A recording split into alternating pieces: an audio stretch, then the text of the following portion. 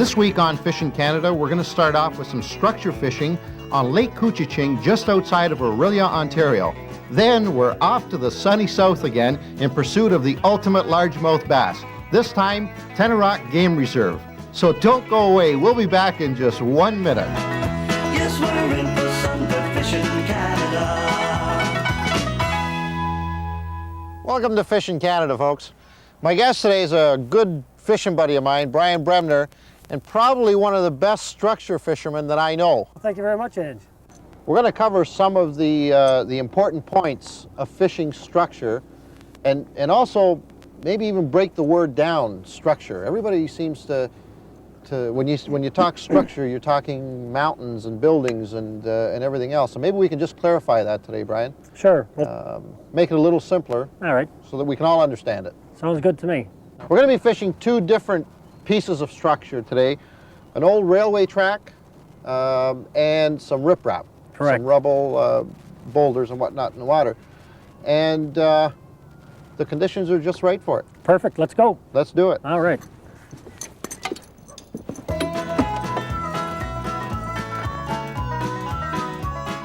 Today we're fishing Lake Couchiching, located right outside the city of Orillia, Ontario, on highways 11 and 12. We're going to try and locate active fish in 3 to 6 feet of water, fishing various types of structure and breaks, while casting white and chartreuse tandem willow leaf spinnerbaits. Spinnerbaits can be fished from top to bottom and are very weedless. Medium to heavy action bait casting rods and reels should be used for this deadly technique. Like I was saying earlier, Brian, structure fishing, you know, from the people that I've talked to at seminars and whatnot, still it's like a four-letter word to them. You know, I think the problem just using the word structure seems to complicate the whole thing when you're structure fishing. Well, it doesn't have to be deep water, for example. It doesn't have to be shallow water. Structure is just structure. Exactly. Like what we're fishing right now is it looks like railway tracks, but what I heard of in the early 1900s, they used to build ships here. Yeah. This is where they launched them. And it's like a big set of railway tracks, and the fish will... They're not that far off the bottom or that big, are they? No, but we're in about 3 feet of water here, and there's these tracks don't go right to the bottom of the lake. No. So there's about a foot of water between the bottom of the lake and the tracks, which makes it just a great ambush point for the fish. You find that they usually sit underneath rather than to the side of this? So I'm working this spinnerbait here, and I like to work them right parallel with the tracks. Mm-hmm. Boy, these tracks look good though. Well, if we don't catch a fish out of here, I think it'll be the first time I've ever fished this area. Never took 1 or 2 largemouth out of here anyway. Yeah. That break wall out there too looks pretty inviting, doesn't it? It sure does. I've never actually fished it, have you? I've never, no. It's been in for 2 years, 2 or 3 years now, and I think everybody's sort of stayed away from it because it was so new. Yeah. But, you know, the age of the structure really isn't that important, because I know of guys who have sunk cedar trees one weekend into a lake and gone back the next weekend and held a lot of fish. Well, you have to figure that if there's largemouth in here, okay, they're going to come from deep water, right? Sure they are. They're going to have to relate to this structure. On the way in. On their way in and on their way out also. Yeah. Right? Yeah. It just makes sense. Sure. I don't know. It's not as productive as I thought it was going to be out here. No, but... Oh, you got one? Yeah. Oh, let me get out of your way. Hang on. Good fish? Not bad. Not bad. You want the net? I don't think so. If it was a tournament, I would say yeah. Bring him in. That's a Not good bad. fish. Yeah, not bad. Oh, look at that. He's all covered up in those weeds. Right. It's just like that we were saying. Largemouth? Is it largemouth? Oh, it's a smallie, actually. Smallie. Oh. Smallie. Here, I'll get him up there. Get him up there. Get him over around here. the line there. There you go. It's a nice little smallie, too. That's a nice fish. Now, what was he doing in here? I don't think we've ever had a smallie out of that. Oh, that's the first one I ever had in here. But again, like we were talking, it could be relating to that riprap, too. Yeah, because we did drift a little closer to it, didn't we? That's right. If that's got a gravel hard Boy, bottom. I'll tell you. Good work. All right. Nice fish.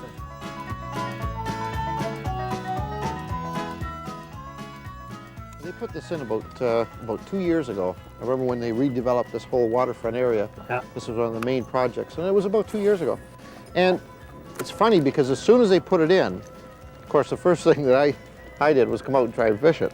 Yeah. And for the first year, it just didn't hold a lot of fish. It held the odd straggler, but it really didn't hold a lot of fish. And it took that full 2-year period until it seemed to really, really catch on. Well, probably one of the main reasons, Ange, I guess, like all the work that would like maybe kill all the weeds and everything that Yeah. was leading into the riprap. Yeah, it did. It killed everything in the area, and it just had to grow back. That's right. You can't take new structure for granted, and the only way to find out whether it's holding fish or not is simply to fish it. And the quickest way to do this is to fan cast the area with spinner baits, varying your rate of retrieve. There's another one. Holy smokes, look at those things. Look at those things. So these are largemouth bass. I just can't believe this. Just to give you an idea. Is that a year-old fish, or would that even be a year-old fish? That would be a year-old fish. That would be a year-old fish. Look at the size of that bass in comparison to the bait that he just picked up. It's incredible. Just incredible. They're an aggressive little thing, aren't they? Look at them. Having this. She's a got one. All right. Good man. What is it? Largemouth. Largemouth. Yep. Yeah. A little tiny guy. If the little ones are here, the big ones are here too. They've got to be. Sure they do. They've got to. Look at that little guy. Yeah. There's some. You got one? Hang on. Is that a good size? Is that a good size fish? Let me get the net. Hang on. Hang on. I don't know what this thing is ever tugging. I'm gonna have to take this lock off. Darn. Hang on. Oh, nice. Oh, nice smallmouth. Nice smallie. Bring him to the Nice net. smallie. Bring him to the net. Whoa! All right. Nice fish. Woo-hoo! I knew there were some bigger ones here. I knew it. Nice fish. Nice. All right. That's a smallmouth bass. That's what we need for the tournaments. You know it. Well, let's put them back and see if there's any more in there. Okay. Sounds What's good. that? 5 off of here? 4? Four. 4 fish. 4 fish. Excellent. 3 little guys and this guy here. What's that, about 3 pounds? I would say so. I got like about 6 of them in a tourney. Ooh, All right. you know it. There you go. Okay, so what are we looking for when we're looking for proper structure, Brian? Well, structure that has access to deep water range is, in my mind, like a total must, because fish definitely migrate from the deep to the shallows and the shallows from the deep. And they have to have a break point or structure in that migration route. Okay, so number 1, once you've found the structure you're going to fish or the object that you're going to fish, you want to make sure that it's adjacent to deep water or close to deep water. Right. Okay. Right. 2?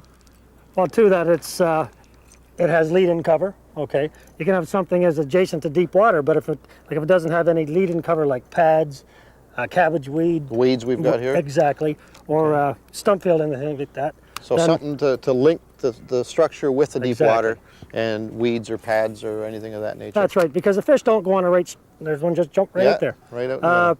Like fish don't travel on a beeline. They stop, they start, they stop, they start. Okay, and access to deep water and breaks. That's Now a those must. tracks that we were fishing this morning, earlier on, had all, if you think about it, they had all the same things. They ran out into the deep water channel Exactly. and loaded with weeds all the way up both That's right. sides of them. That's right. You have to have some kind of break or structure. You have to have it. So look for something out in your lake, whether it's a break wall or a dock or the tracks that we were fishing earlier on this morning, something that will hold fish. Once you found that, look for the area of that structure that is the closest to deep water. Having found that, make sure it's got some good lead-in cover, and you're gonna have some good fishing like we had today. We'll be back with more Fishing Canada in just one moment. Tenoroc Game Reserve, tucked deep in the heart of Central Florida. A bass fisherman's paradise, Tenoroc Reserve is fish management at its finest. Not only does this project monitor fish behavior, but equally as important, they monitor the fisherman's response to changing conditions. Slot limits of bass under 16 and over 24 inches governs one of the 10 pits in this reserve. Any fish measuring between the 16 to 24 inch limit must be released immediately. Anglers are allowed to keep 1 fish over 24 inches and 4 under 16. Each of the other 9 pits is governed by a different set of rules and slot limit. One of the most interesting regulations is on a pit which requires each angler over the age of 18 to be accompanied by an angler under the age of 18. Now how's that for an effective take-a-kid fishing program? Besides being home to a great bass population, Tenoroc is also home to a variety of other wildlife. To take advantage of the countless acres of water, we split up into two groups, Reno and professional fishing guide John Baker in one boat, and myself along with Jerry Moon, another Florida guide, in another boat. Here's how our day started. I got one. Okay, I'll let go to worms. I want to play him out. Woo! Oh, he's gone! You turkey. Now, that was another nice fish. That was a nice one. Oh, wow. Look at I'm going to play him up, he said. I'm going to play him up. I love it. That was a nice bass. See how white he was? They're white. Yeah, they're white. I guess they're related to the bank and those. I don't know what the problem with this place, John. What? Is that you don't know where to cast to. It's just all good looking stuff. Yeah, I know it. I think we're on the little pattern though. That one there came off. See that branch that's right in the water without the leaves? He came off of that, and the other one earlier on, that's where he hit too. So we'll give it one more shot. We'll find one more branch, and that's all we'll work is branches. Flipping you flat? Flipping something. That's what you call a Florida bass.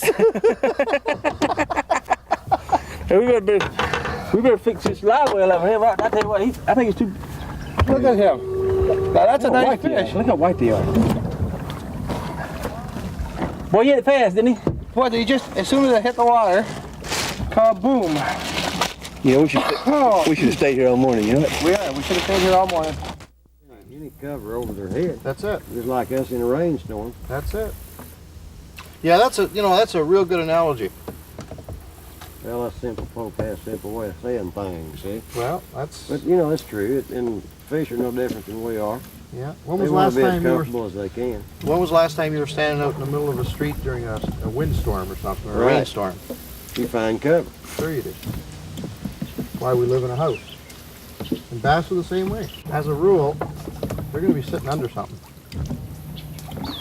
And primarily during cold fronts. You know, when cold fronts move through, people panic. Fishermen panic. They have no idea what to do. And if you just sit down and think about it, think about what's happening, it's real easy to figure out. Right. I noticed in where the deeper water impoundments are, like Rayburn and Toledo, Uh-huh. you got to fish deeper water to try to find That's old creek beds and structures. Because they're looking for cover. Fish. Right. Down here, well, most of this water's real shallow, Right? so you have to find cover overhead, like Yep. lily pads in the lakes. And Yep. in here, there's so much natural cover along the shore, shouldn't have any problem. It's a judgment call. You know, you have to really play that part by ear. There's one. Whoa! All right, nice Did fish. you see that? Whoop! He just took me right under. I mean, nice There. fish. He took the rod right out of my head. I was That is not ready for that fish. That fish is heavier now. He's a chunky Look how little chunky guy. he is. Yeah. They ever white under these trees. Yeah. That's a nice Oh. fish. Yeah. And you know, we went by here, what, about 5 minutes ago? In there, flipped in there. Yeah, really. Ain't that pretty? That is a pretty fish too. Yeah. He's a good, healthy Yeah. fish. Yeah. Well, you know what? I think we're going to let him go right back under that tree. That was Good me. idea. I tell you what, that fish They don't don't have weigh. any lateral line down here. No. Do they? Did you notice that? On these fish in this pit, they sure don't. I don't know, just pale, I guess. Yeah. Yeah. Come on. There he goes. Fish on down there. All right. About a 4.5 pound. All right. That's a nice little fish. I will let this guy go. Come back in next year. Yeah, a good one? Yeah, it's not a bad one at all. That's nice All fish. right. Woo! What did he weigh? 4.5? No, it's probably closer to 3.5, 4. There's one. I got one too, guys. Oh, hold on here. Get out of I here. love this Florida fish. There it is. Whoa! Oh, Look at son. the size of this thing. Get I over here. figured any 4 pounds. All right. All right, net that little pig. All right, George, I think we're on to something here, I guys. believe. good fish. Could you hold the dip net? It's too heavy. I got a sure bad will. back, remember? Never mind, never mind. Ah, Oh, that's yeah. a good one. Well, I tell you, this is gonna be That's a some of good the most incredible fishing anywhere. That's a good one. That is a nice. What's that thing go? I don't know. Tell you what, that's probably the biggest I've caught today.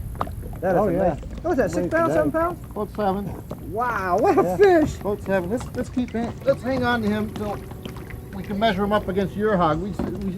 That bet's still on, isn't it? Oh, absolutely. We just missed three big ones here at the point. Yeah. Did you really? Yeah. We're going back and trying to get them. Couldn't get that Where hook was set? it now? I didn't set the hook. I think they wanted to talk to you over Didn't set the there. hook. All right, let's go, guys. Somebody had a phone call for you all. We're gonna go Yeah, there. we won't make that pass over here, man. Well, boys, How'd you guys make out? we didn't do too badly. We caught about, I don't know, 15, 16 fish. Well, you. You guys? Well, we had about 12, 13 fish, and we lost about another. I don't know how many we lose, John. Well, I don't know. More than I can count. But we kept 6, our 7, biggest 8. one to see who was. That's what I was just going to say. I'm sure that we're all leading up to something here. We got a pretty good fish. We thought we'd bring one back. Let's compare them.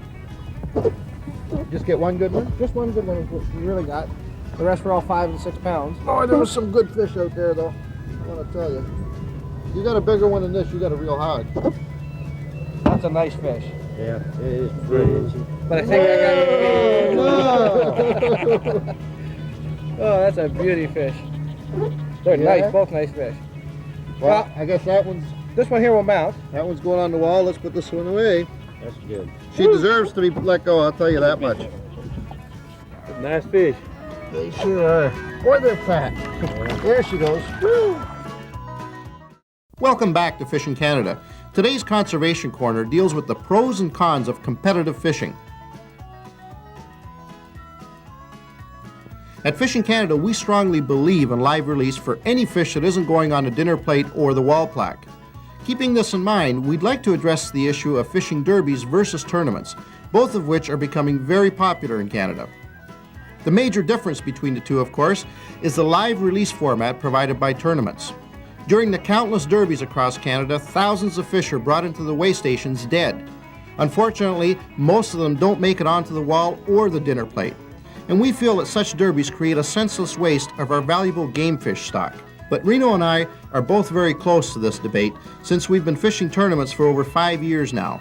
And we asked somebody who has already appeared on a previous Fishing Canada episode to offer their opinion on the tournament versus derby debate.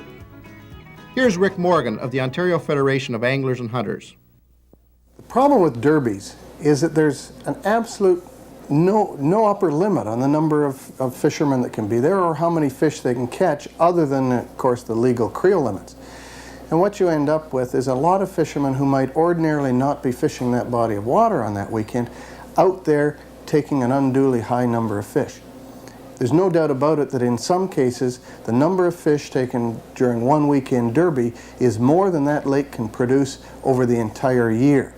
One of the things that we've been trying to do is to encourage people who enjoy fishing in a competitive situation, and there are lots of people like that, to try to fish in tournaments. We'd like to see the derbies change to tournaments. And the difference is that a derby has unlimited number of entrants, lots of fish caught, undue pressure on the body of water. And then we've got tournaments where you have a limited number of participants, you have the creel limit ordinarily reduced in half, you have size limits. Most importantly, all of the fish must be released back into the body of water that they came out of. And we know from some of the research studies that have been done that the majority of those fish, virtually almost 100% of those fish, will survive to swim again, spawn again, and hopefully fight again on the end of somebody's line. We've got to make sure that we're having fun while we fish without harming the future of our fisheries. One of the great things about tournaments, of course, is that ordinarily all of the net profits from the event go back into conservation work or into community-related charitable work. We feel very strongly about live release. We want people to have fun, but we want them to enjoy having the fishing in the years to come. One way to do that is through live release. And that's why in our Big Fish contest, which we've been operating for a number of years, we've added a live release category. It's been running for the last 3 years, and it's getting more popular all the time. More and more people are realizing, I can go out there, I can have fun, either in a competitive event like a tournament or just on my own. I can put the fish back, and I may even be fortunate enough to catch that fish again in the future. One of the great things about fishing is that it can be all things to all people. It can be sitting on the end of a dock with a bobber and a worm. It can be flying into a remote back lake. It can be on a charter boat for salmon. Or it can be, if you're more competitive in nature, getting into a tournament. And all of those things are absolutely right, so long as they're not harming our future fish stocks.